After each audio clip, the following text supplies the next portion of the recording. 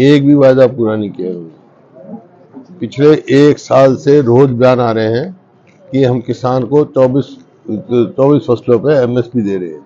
24 फसल नहीं होती हरियाणा में। आज बाजरे का एमएसपी नहीं मिल रहा, आज धान का एमएसपी नहीं मिल रहा। किसान को मजबूरन 300 400 रुपए प्रति क्विंटल कम देना पड़ रहा है। सब सारे अखबारों में रोज पढ़ रहे हो, तुम भी खबर दिखाते हो। तो ये सब जो है इनके कोई वादे नहीं है। इन्होंने कहा था 2022 तक हम किसान की आमदनी दुगनी करेंगे। आमदनी तो दुगनी नहीं, लागत कई गुना बढ़ा दी। हमारे समय खाद पे कोई टैक्स नहीं था, कीटनाशक दवाई पे कोई टैक्स नहीं था, और इस प्रकार से बहुत लागत कम थी। लागत तो बढ़ गई, आमदनी कम होगी किसान की।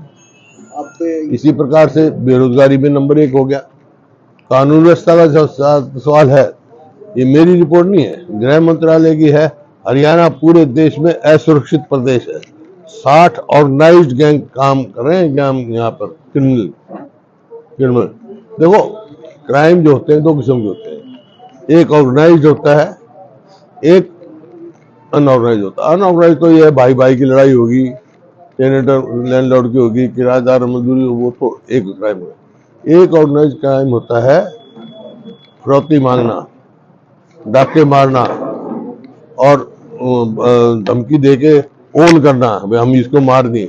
ये 60 से ज्यादा जो है ऑर्गेनाइज क्राइम यहाँ काम करे। फलाना फलाना फलाना फलाना लोग भयभीत बैठे, कोई अपने आप को हरियाणा में सुरक्षित महसूस नहीं कर रहा है।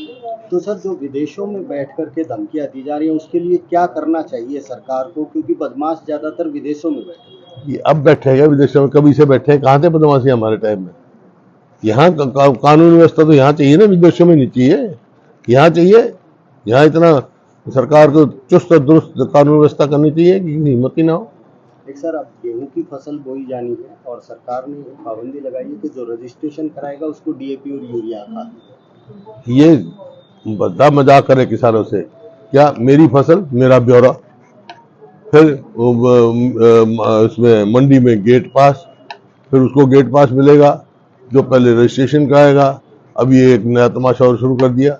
ये सरकार जो है, अगर इसी तरह चलनी है तो क्या जरूरत है चीफ मिनिस्टर की, क्या जरूरत है मंत्रियों की, क्या जरूरत है अफसरों की, सब इसमें ही चल जाएगा।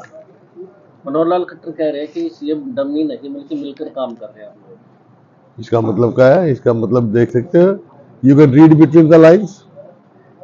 एक आपने गन्ने के भाव का भी जिक्र किया है। हाँ, किया है मैंने। गन्ना का वही तो मैं कह रहा हूँ, गन्ने का भाव हमारे समय में कहाँ से कहाँ गया था 10 साल में, और इन्होंने क्या बढ़ाया?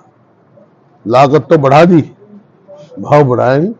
कभी 10 रुपए बढ़ाते, कभी 5 रुपए बढ़ाते।